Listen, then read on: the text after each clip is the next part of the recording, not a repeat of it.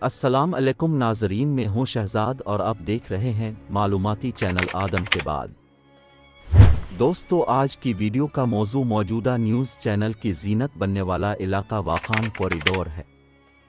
دوستو، واخان کوریڈور قدیم شاہراہ ریشم کا ایک اہم جزو تھا۔ یہ مشرقی چین کو وسطی ایشیا، ایران اور یورپ سے جوڑنے والے تجارتی راستے کا حصہ تھا۔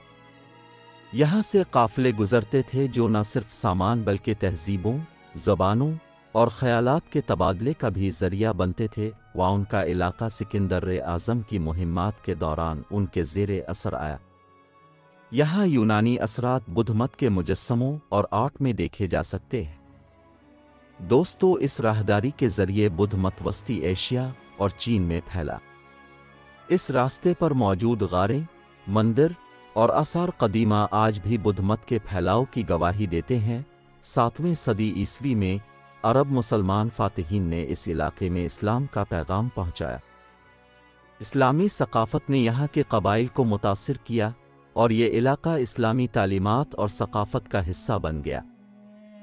دوستو، مغلیہ سلطنت کے دوران واخان راہداری ایک اسٹریٹجک اہمیت رکھتی تھی، کیونکہ یہ وسطی ایشیا اور برصغیر کے درمیان نقل و حرکت کا ایک اہم راستہ تھا۔ مغل بادشاہ اکثر اس راستے سے وسطی ایشیا کے ساتھ تعلقات قائم رکھتے تھے۔ 19ویں صدی میں واخان کوریڈور کو برطانوی اور روسی سلطنتوں کے درمیان اوبریڈ گیم کے دوران ایک بفر زون کے طور پر تشکیل دیا گیا۔ برطانوی ہندوستان اور روسی وسطی ایشیا کے درمیان تنازع کے نتیجے میں واخان کو ایک ٹن پٹی کی شکل میں افغانستان کے زیر کنٹرول رکھا گیا تاکہ دونوں سلطنتوں کے درمیان براہ راست رابطہ نہ ہو۔ آج یہ کوریڈور افغانستان، چین، پاکستان اور تاجکستان کی سرحدوں کو جوڑتا ہے، لیکن اپنی دشوار گزار زمین کی وجہ سے زیادہ ترقی یافتہ نہیں ہے۔ دوستو، واخان کوریڈور اپنی قدرتی خوبصورتی اور دور افتادہ علاقے کی وجہ سے ایڈونچر کے شوقین سیاحوں کے لیے مشہور ہے۔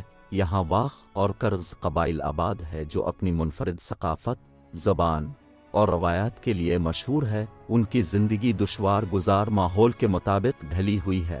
واخان کوریڈور چین اور افغانستان کے درمیان واحد زمینی راستہ ہے، لیکن یہ راستہ مشکل اور کم استعمال شدہ ہے۔ حالیہ برسوں میں اس علاقے پر چین کی دلچسپی بڑھی ہے، کیونکہ یہ بیلٹ اینڈ روڈ انیشیٹو کے ممکنہ روٹس میں شامل ہو سکتا ہے۔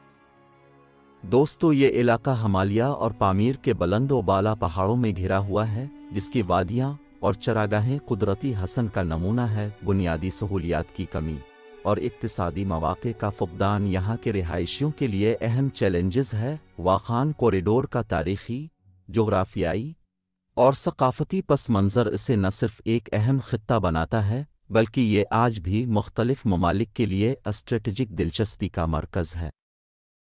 امید کرتا ہوں کہ آپ کو آج کی تحقیقی، تاریخی اور معلوماتی ویڈیو پسند آئی ہوگی۔ ملتے ہیں ایک ایسی ہی معلوماتی ویڈیو کے ساتھ، دیجیے اجازت۔ خدا حافظ۔